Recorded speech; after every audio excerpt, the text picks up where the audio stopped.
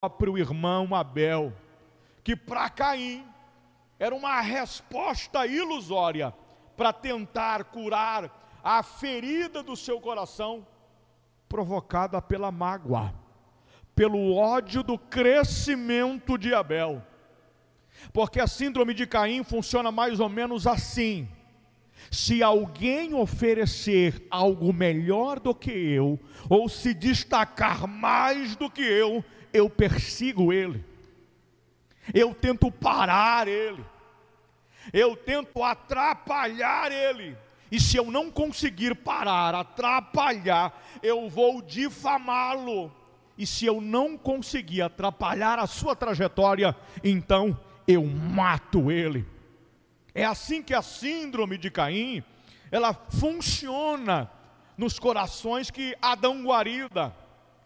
A mágoa, irmãos, é uma expressão de um coração inconsistente, que requer atenção, um diagnóstico adequado para superar as fragilidades que estão alimentando qualquer que seja esse tipo de ressentimento, que está contribuindo para o rompimento dos laços fraternos, obscurecendo a visão de quem está vivendo esta síndrome. E um coração contaminado pela mágoa é hospedeiro, já disse aqui, do ódio, promove perseguições. Interessante que quem é tomado pela síndrome de Caim, observe o que Caim faz. Caim começa a agir numa conversa com Abel como se tudo estivesse muito bem. Se você ler a Bíblia Sagrada, abra por favor no livro do Gênesis. A síndrome de Caim, ela provoca uma falsidade e um cinismo no indivíduo. Olha aqui Gênesis capítulo de número 4, a Bíblia diz no versículo de número 8: e falou Caim com seu irmão Abel, e sucedeu que estando eles no campo, se levantou contra o seu irmão. Algumas traduções dizem assim: e chamou Caim o seu irmão e disse: vamos ao campo. Caim, ele trata Abel como se Abel fosse o seu grande amigo, mas Caim está conduzindo Abel para o lugar onde Abel seria assassinado. Quando alguém é tomado pela síndrome de Caim, esse indivíduo começa a se comportar como alguém que ele sai da normalidade do serviço pela causa de Deus, para o serviço daquilo que está sendo produzido pelo ódio do seu coração. As motivações são erradas, ele alimenta uma aversão pelo próximo, por questões erradas.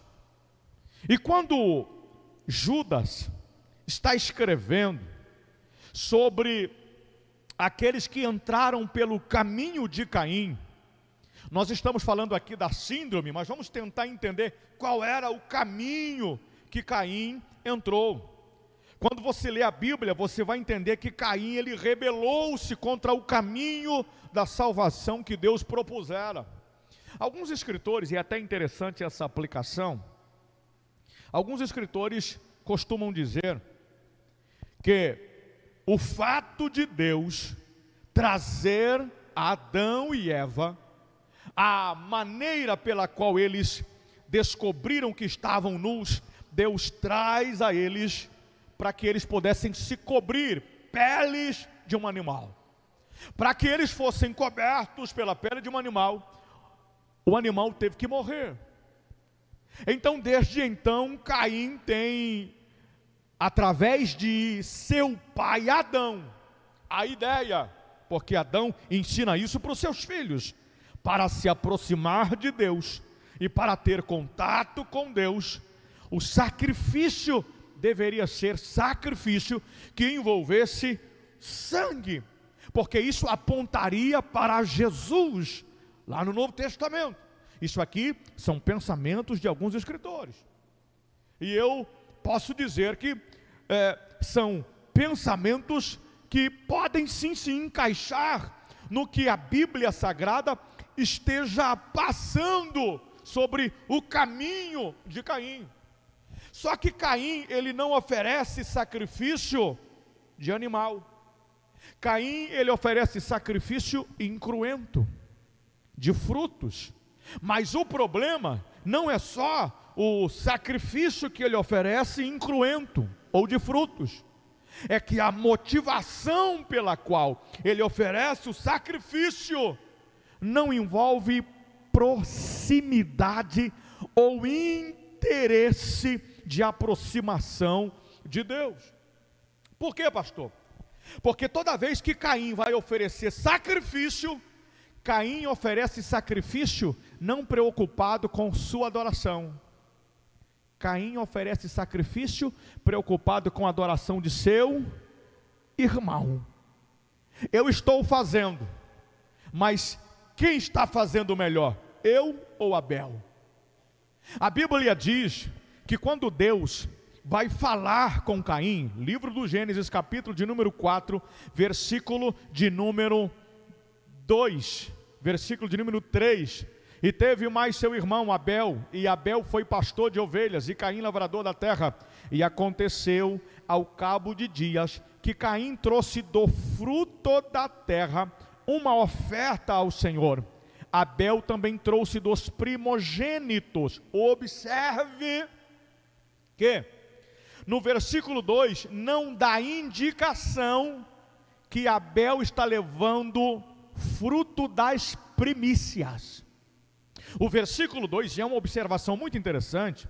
O versículo 2 diz assim, que Caim foi lavrador. Versículo 3, e aconteceu que ao cabo de dias, Caim trouxe do fruto uma oferta.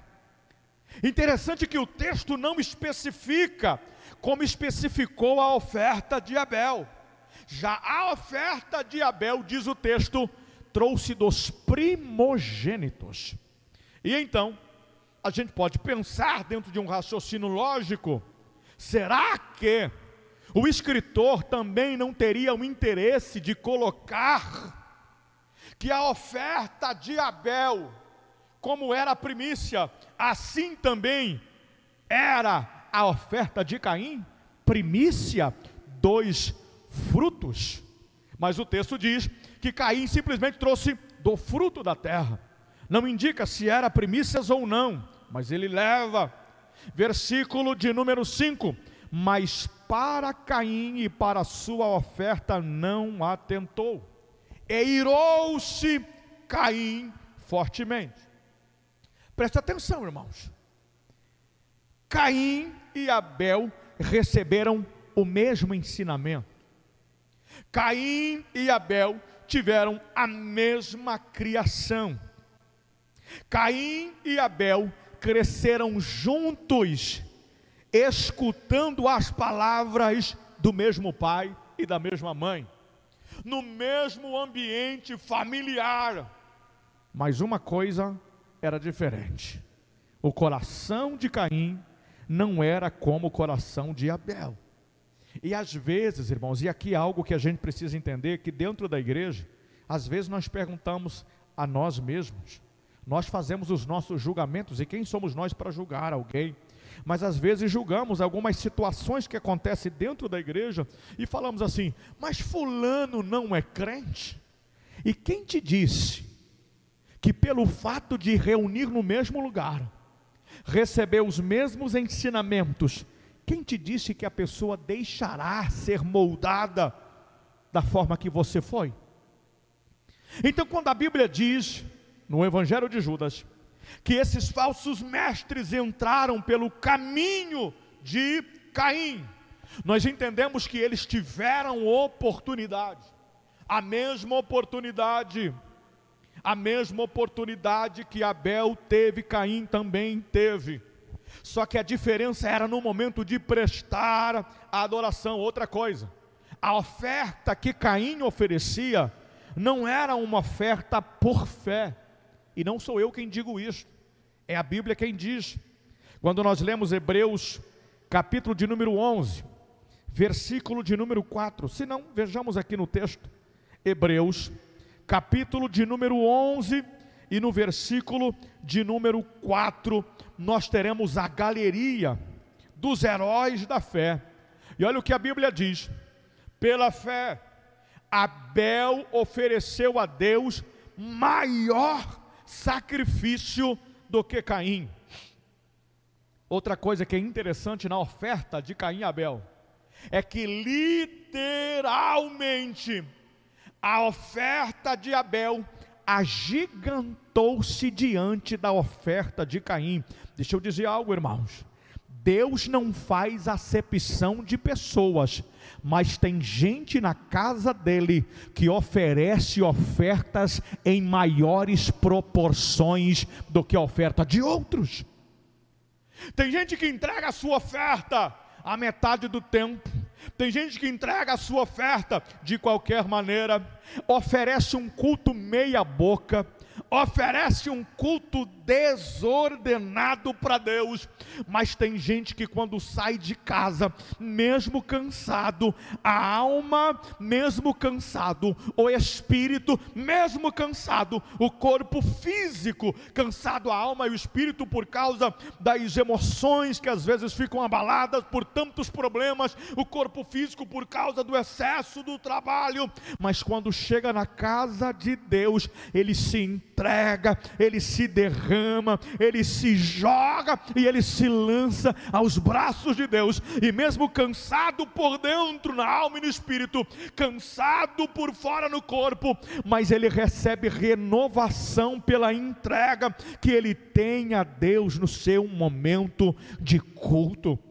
Então a oferta que Caim oferece, ela é uma oferta que, segundo a Bíblia, Hebreus, não sou eu quem digo, é a Bíblia, segundo a Bíblia, a oferta de Caim foi menor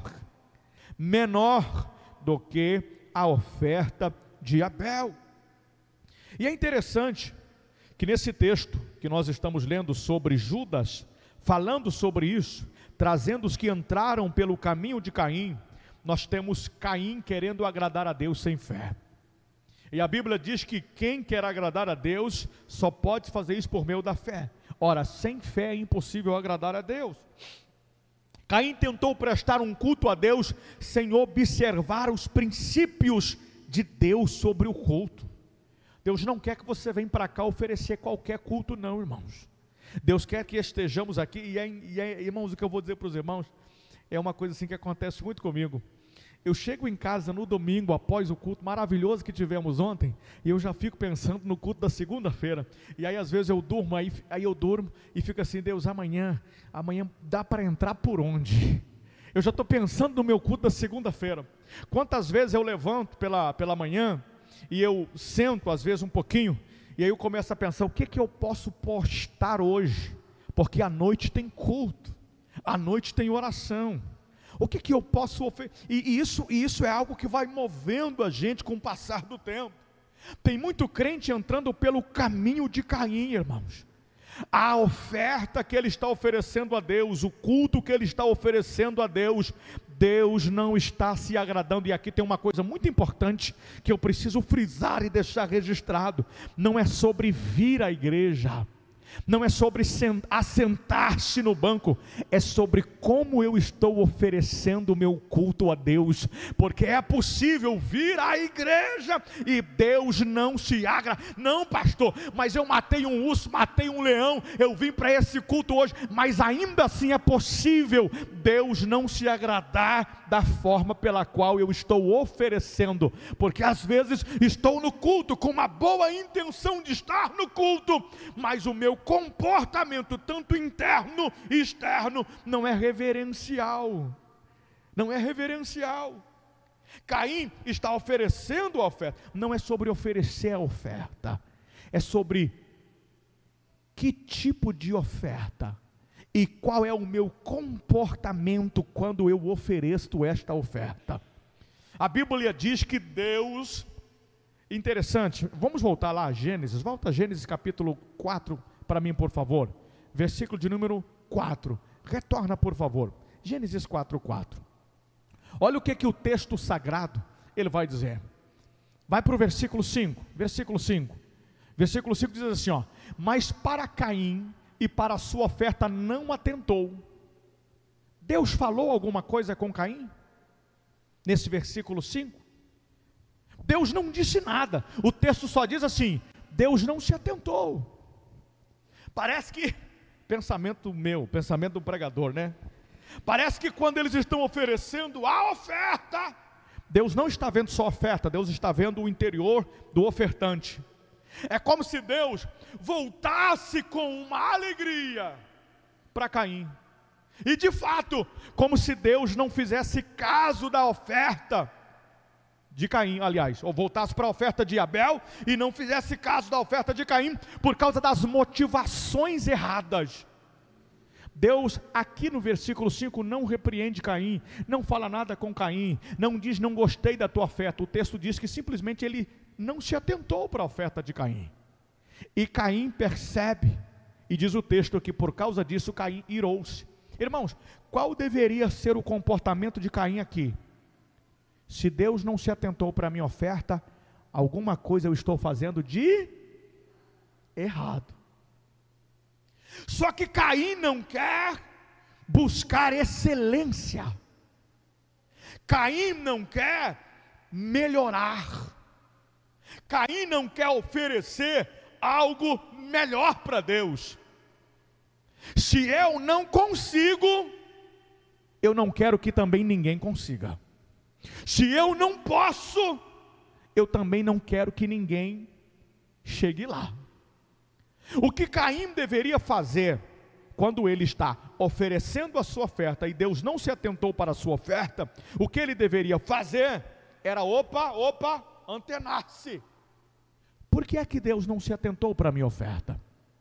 E aí Judas está dizendo, de homens que estavam dentro da casa de Deus, e Deus não se agradavam daquilo que eles ofereciam. Deus não se agradavam desses falsos mestres, e Deus nem se atentavam para a oferta deles. E coisa triste, irmão, é saber que tem gente que vem na igreja 2, 3, 4, 5 vezes no mês, e Deus às vezes pode não ter se atentado para a oferta dele uma dessas vezes sequer.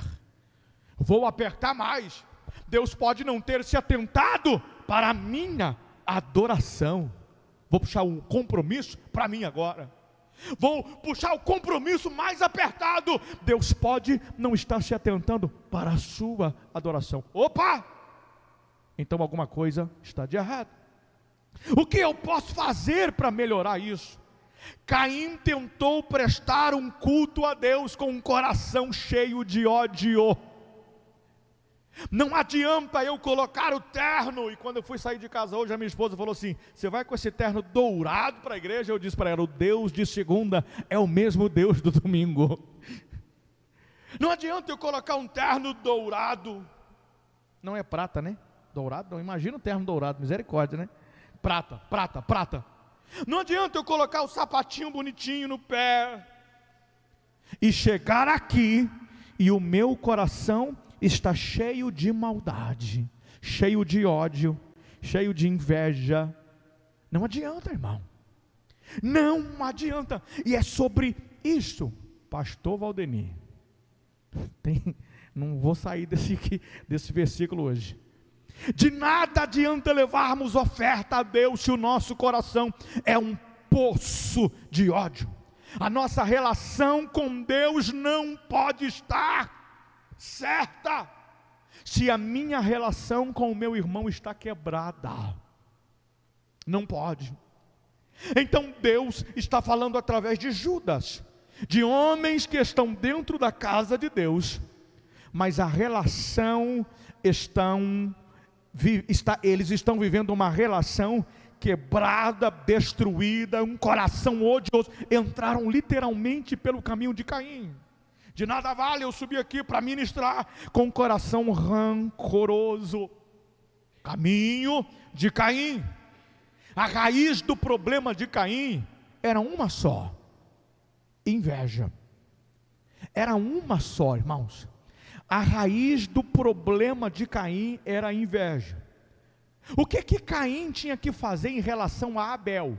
E se algum momento eu trocar o Caim pelo Abel aqui, vocês dão uma cutucada. Falou, ô pastor, ajuda aí. Viu, Didáscalo? Ajuda aí. Qual era o problema que Caim vai enfrentar? É que ele não quer fazer ou imitar o seu irmão. O que Caim tinha que fazer era imitar Abel. Mas ao invés de fazer isso, desgostou-se, ficando irritado com a oferta de Abel. Ô irmão, se você está fazendo, eu costumo dizer algo: ande com quem é mais crente do que você, ande com quem busca mais do que você, ande com pessoas que tenham mais temor a Deus do que você, e procure imitá-los, procure fazer como eles também estão fazendo, e vou mais, procure fazer além, procure ultrapassar, coloque metas. A inveja de Caim levou a tapar os olhos, a tapar os seus ouvidos, e ele começa a ter um desejo: vou eliminar quem está oferecendo oferta melhor do que a minha. E às vezes cresce um sentimento, irmão, no coração de muita gente: vou perseguir fulano porque ele está dando mais fruto do que eu. Vou perseguir, vou falar mal dele porque eu não gosto dele, então vou falar mal dele porque eu queria fazer mais do que ele e eu não estou conseguindo fazer. Eu não posso permitir que esse sentimento venha endurecer o meu coração, me levando ao caminho da rebeldia. Eu não posso fazer isso. Caim não apenas odiou o seu irmão, Caim não apenas odiou o seu irmão, mas ele o matou, tentando eliminá-lo do seu caminho. E o culto de Caim não foi oferecido a Deus, porque o coração de Caim foi um coração que maquinava maus pensamentos, coração vaidoso, cheio da justiça própria. Era assim que os falsos mestres agiam. Caim rejeitou a exortação de Deus, outra coisa que Caim fez, porque Deus repreende Caim, e os falsos mestres não aceitam. Irmãos, se tem uma coisa boa, é quando Deus pega a gente de morro abaixo, pastor Valdemir. Evangelista Tiago Cabral: apanhar de Deus é a melhor coisa que tem. Que isso, pastor? O senhor é masoquista? Irmão, se nós estamos errados e Deus vem nos corrigir, isso é sinal de que Deus nos ama. E coisa boa é quando a gente vem para um culto e Deus pega a gente de morro abaixo, irmão. Quando é Deus falando com a gente dá aquela gemida, mas diz assim: oh, glória a Deus, obrigado Jesus. Dói na alma da gente, Deus quando começa a corrigir. Só que quem estava agindo nos tempos de Judas, quando Judas estava escrevendo, eles não aceitavam a correção e a exortação de Deus. Além de estarem errados, não queriam ser corrigidos. Olha o que diz a Bíblia, Gênesis capítulo 4, versículo 6. Coloca para mim Gênesis 4, versículo de número 6, para a gente poder adiantar e chegar no Balaão. E o Senhor disse a Caim, aí Deus percebe que Caim ficou irado, iracundo, e o Senhor disse a Caim: por que te iraste? E por que descaiu o teu semblante? Versículo 7. Se bem fizeres, opa, olha o que a Bíblia está dizendo. Se bem, quer dizer que o que ele estava fazendo de forma errada, motivações erradas. Se bem fizeres, não é certo que será aceito. E se não fizeres bem, o pecado já à porta, e sobre ti será o seu desejo, mas sobre ele deves dominar. Olha Deus falando com ele: ô Caim, o seu coração já está sendo tomado pelo mal, pelo pecado, mas você precisa dominar sobre isso. Só que Caim prefere deixar ser levado, irmão. Às vezes não queremos lutar contra o ódio no coração, contra a amargura no coração, e às vezes você tem que dobrar os seus joelhos em meio às lágrimas e dizer: Deus, me ajude a perdoar. Deus, me ajude, Senhor. Deus, não deixa eu guardar ódio no coração do fulano, do beltrano, da irmã, do irmão, do meu pai, da minha mãe, do meu tio. Nós precisamos exercitar isso, dobrar os nossos joelhos e falar: me ajuda, Senhor.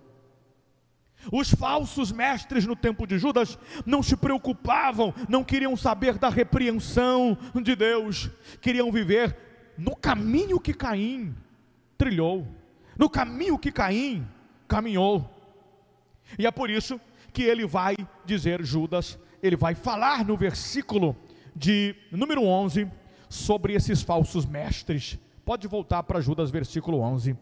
Eles entraram pelo caminho de Caim, por causa dessas situações das quais discursamos aqui aos nossos irmãos. E logo em seguida, ele vai citar um outro indivíduo. Qual é o indivíduo que ele vai citar? Ele vai citar Balaão. E se nós fôssemos aqui fazer um resumo rápido sobre Caim, Balaão e Coré, nós poderíamos dizer que Caim é o tipo da injustiça, Balaão é do espírito da mentira e da cobiça, e Coré da rebelião dos descontentes contra autoridades devidamente constituídas. Caim é o tipo da injustiça, a injustiça que opera naqueles que vivem no caminho de Caim, estão tomados pela justiça própria e não querem imitar os que estão fazendo bem. O texto vai citar, depois que cita Caim, o engano do prêmio de Balaão. E Balaão, irmãos, foi um indivíduo na Bíblia Sagrada. Ele é muito conhecido pela jumenta que falou com ele.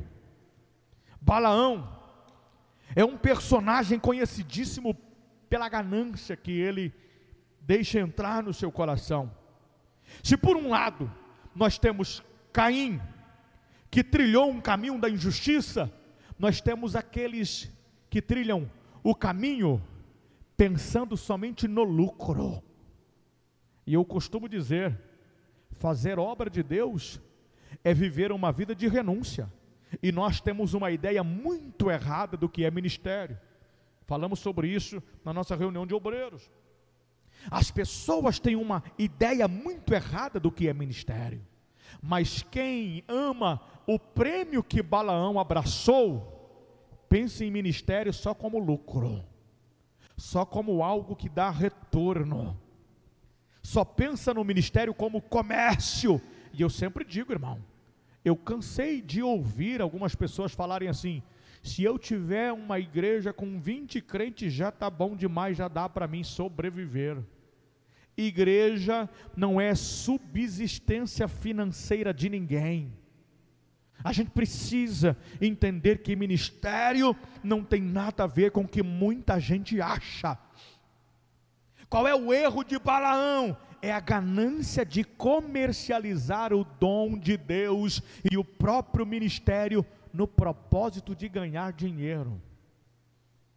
E às vezes, irmãos, eu fico numa ira santa, se é que existe ira santa, quando eu ligo para algum pregador e falo assim: irmão, nós estamos fazendo um congresso, e eu gostaria que o senhor pudesse pregar aqui tal dia, o irmão pode vir? Aí ele manda assim de volta: ô irmão, deixa eu olhar na minha agenda. Aí ele olha e fala: irmão, estou disponível, qual a oferta missionária que o irmão pode nos dar? Aí eu digo assim: olha irmãos, o conjunto aqui tem oferta X para te dar. Aí ele manda assim, várias vezes já aconteceu: não, amado, mas onde eu vou eles sempre me dão R$3.500 por noite, R$4.000 por noite.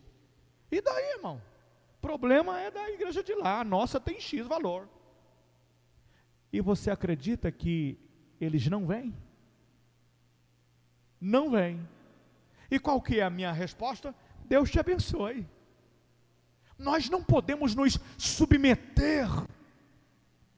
Nós não podemos, irmão, entrar nessa onda de pessoas que só querem fazer a obra de Deus visando lucro, dinheiro.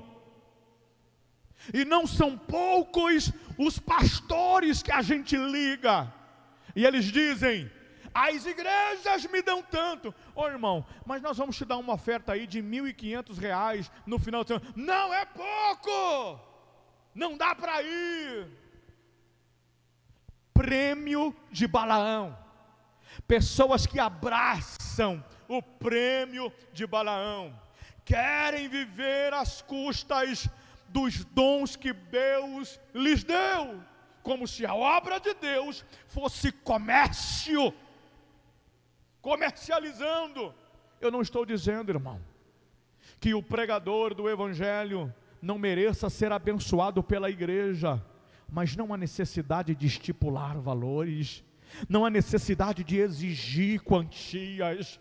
A igreja que convida tem que ter a ciência de, no mínimo, de trazer essa pessoa custeando as suas despesas. Oxalá que nós aqui tivéssemos condições, às vezes de ir até do nosso próprio bolso. Às vezes você é convidado, e é o mínimo que a igreja pode fazer, é fazer sua despesa. Agora, irmãos, nós não precisamos exigir absolutamente nada. Por quê, pastor? Porque Jesus, quando morreu na cruz do Calvário, Ele morreu por nós, entregando a sua vida de forma gratuita. Por graça alcançamos a sua misericórdia. E aí Jesus vai dizer: de graça recebestes, de graça dai. É lógico que quando alguém te convida e pergunta assim: irmão, quanto que é com o irmão? Não, irmão, eu não exijo valores, me abençoe como vocês puderem, da forma que vocês puderem.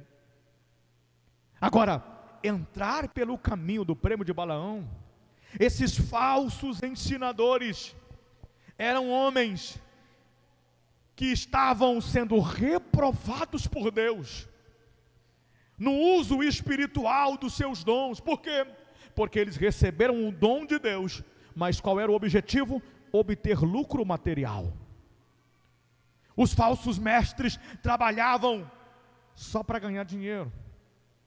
Balaão, além de visar o lucro, descobriu que ele não podia amaldiçoar o povo de Deus.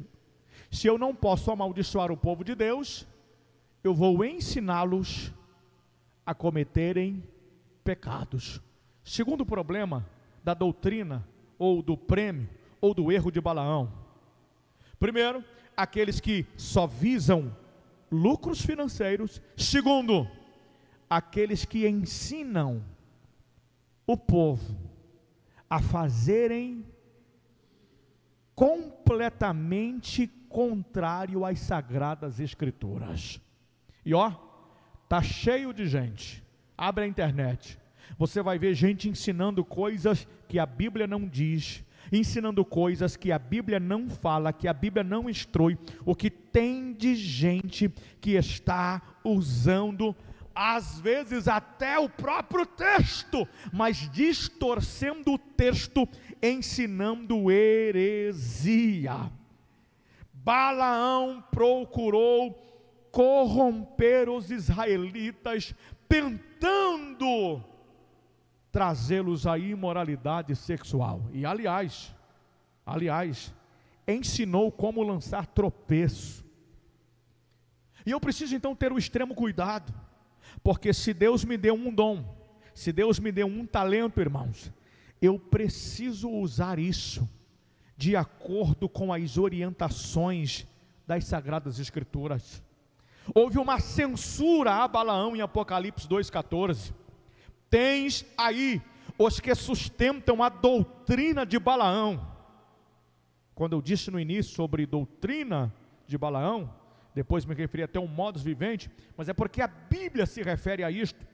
Os que sustentam a doutrina de Balaão, o qual ensinava a Balaque a armar ciladas diante dos filhos de Israel, para comerem coisa sacrificada aos ídolos e praticarem a prostituição. O que Balaão faz?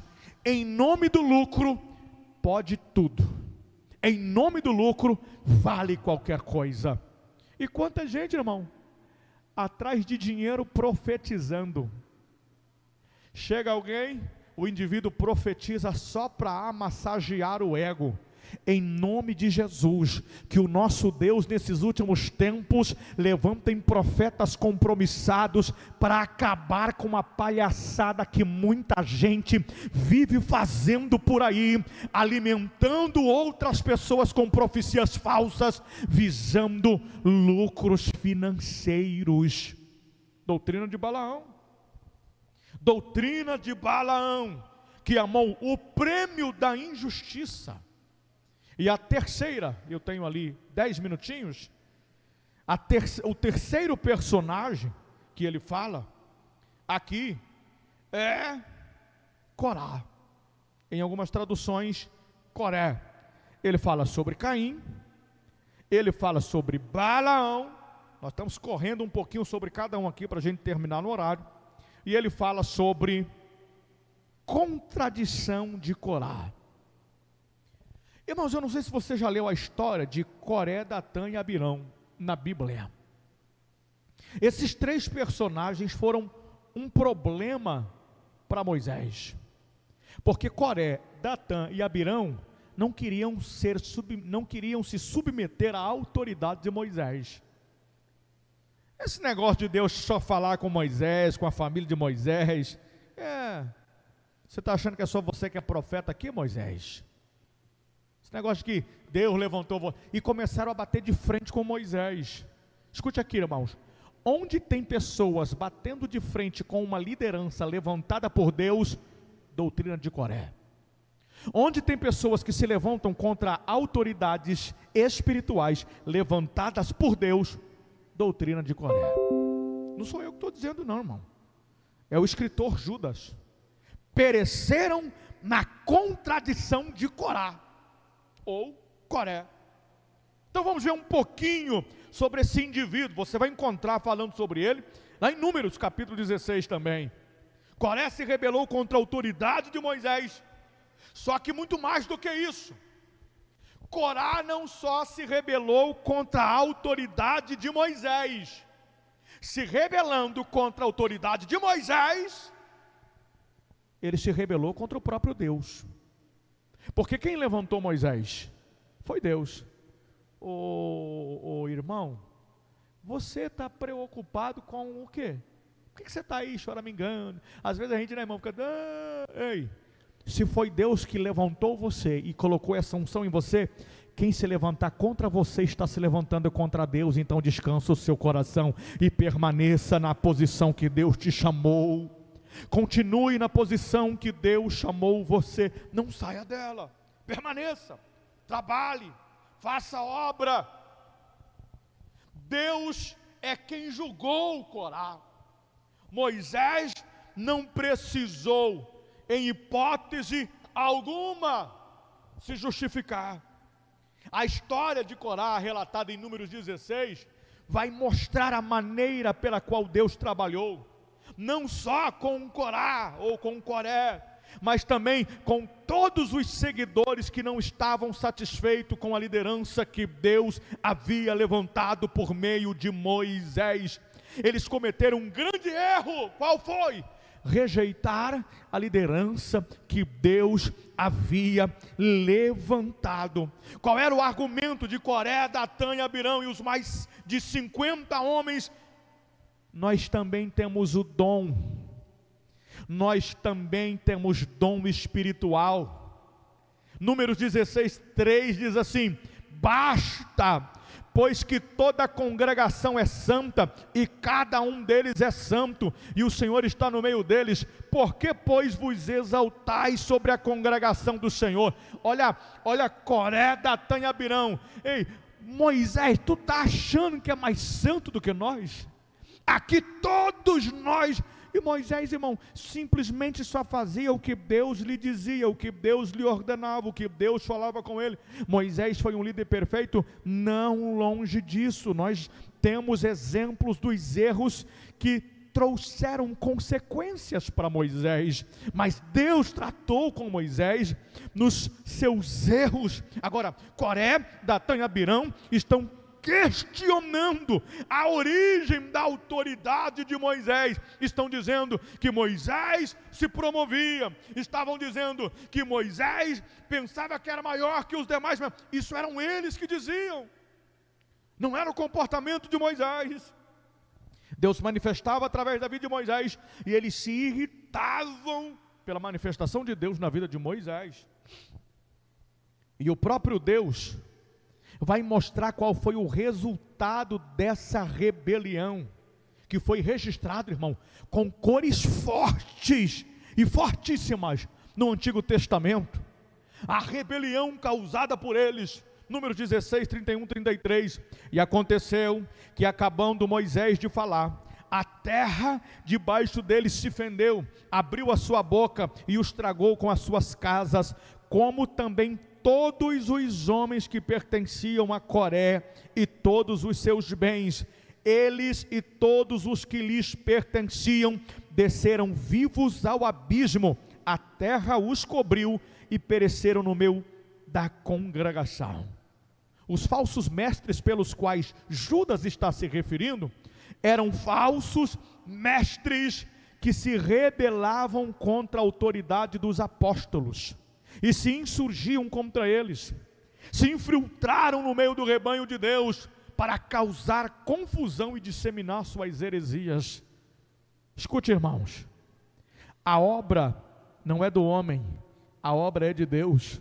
Por meio de Judas, Deus estava dizendo: não se preocupe com aqueles que se enveredaram pelo caminho de Caim, não se preocupe com aqueles que se enveredaram pelo caminho de Balaão, não se preocupe por aqueles que estão se enveredando pelo caminho de Corá.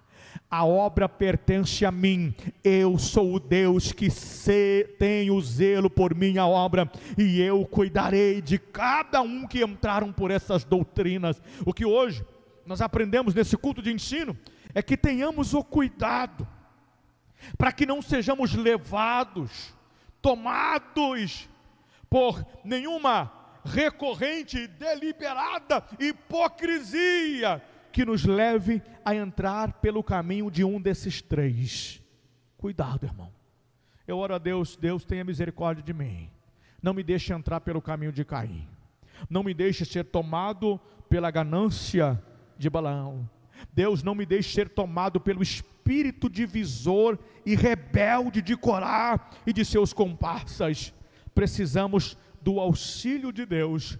E aqui eu encerro, adiantando um pouco os versículos, trazendo como é que Deus compara os que entram pelo caminho de Caim, os que são levados pelo engano do prêmio de Balaão, e os que perecem na contradição de Corá. Olha o que Judas vai dizer: quem entra por esse caminho é como mancha em vossas festas.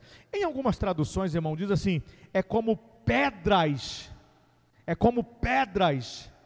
em vossas festas de fraternidade. Quem entra por esse caminho é como nuvens sem água.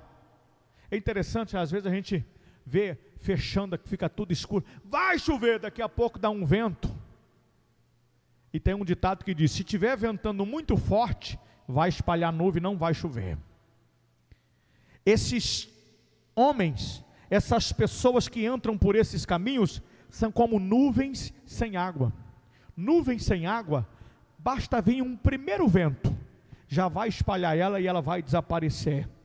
Nuvem sem água não traz resultado, porque ela não rega a terra. São como árvores murchas. De que adianta a árvore murcha, irmão? Infrutífera. Você vai ficar cultivando uma árvore lá que você plantou, esperando dar fruto, passou 1 ano, 2 anos, 3 anos, 4 anos, 5 anos, 10 anos, não deu nada, você vai ficar cultivando lá. Árvore murcha, nem para sombra presta, nem para sombra presta. Infrutífera, desarraigada, não tem raiz. Ondas impetuosas que escumam suas mesmas abominações. Estrelas errantes. Olha a forma pela qual Judas compara os que entram pelo caminho de Caim, pelo engano do prêmio de Balaão, e perecem na contradição de Corá. Aí eu pergunto: será que vale a pena, irmãos? Não vale, não vale a pena. Então, que Deus tenha misericórdia de nós, que não entremos por esses caminhos, que possamos permanecer na presença do Senhor nosso Deus, pois o que Deus tem para nós é o melhor. O que Deus tem para a sua igreja é o melhor. Irmão, vale a pena servir a Deus e não se desvirtuar dos princípios pela qual a Bíblia me dá instrução para que eu permaneça. Vale a pena permanecer, vale a pena obedecer os princípios da palavra de Deus. E o dia que alguém te apresentar uma dessas 3 doutrinas, dizendo: venha fazer parte comigo, diga para ele: eu não faço parte de doutrinas vazias, eu faço parte de uma doutrina que mudou o meu caráter, que mudou o meu interior e que me fez ser um homem e uma mulher honrado na presença de Deus. Amém. Se coloque de pé, queridos. Quero orar com você. E que oremos também nesse momento pela igreja, pela obra do Senhor nosso Deus. Que oremos pela casa do Senhor. Que Deus nos livre e livre o nosso coração de entrar por estes caminhos. Que Deus tenha misericórdia da nossa vida. Coloque a mão sobre o seu coração, por favor. Coloque a mão sobre o seu coração. Pai do céu, ministro sobre a vida da igreja do Senhor nesta noite a graça e a bênção da tua palavra. Tenha misericórdia de nós. Livra-nos, ó Deus, da doutrina de Balaão, livra-nos da doutrina de Caim, livra-nos, Senhor Deus, da doutrina de Corá. Ajuda-nos a permanecermos na bênção do Senhor, Senhor Deus. E aqueles que querem entrar por este caminho, nós entregamos nas tuas mãos. Judas nos ensina que é o Senhor é quem tratará, é o Senhor é quem agirá com todos aqueles que entram por essas doutrinas. Pai, no nome de Jesus, pedimos a bênção do Senhor para a tua igreja, hoje e sempre. Amém. Deus abençoe, amados. Estenda as suas 2 mãos para os céus. Na próxima segunda-feira a gente continua, a gente fala um pouquinho sobre a mensagem de Enoque. Que a graça do nosso Senhor e Salvador Jesus Cristo, que o grandioso, eterno, excelso e sublime amor de Deus e as consolações do Espírito Santo seja com todos que aguardam a breve volta de Jesus, e nós dizemos juntos, amém. Cumprimente seu irmão com a paz do